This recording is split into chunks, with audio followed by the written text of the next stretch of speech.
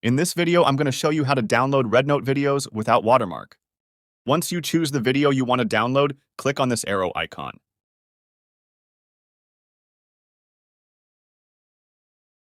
Then copy the link.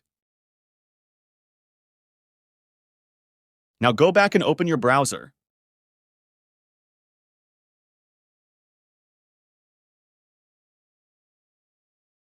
Search for RedNote Video Downloader.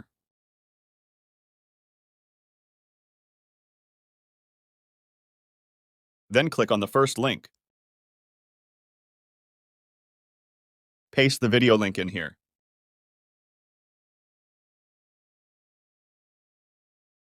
Then click Download Media. Scroll down and click Download again.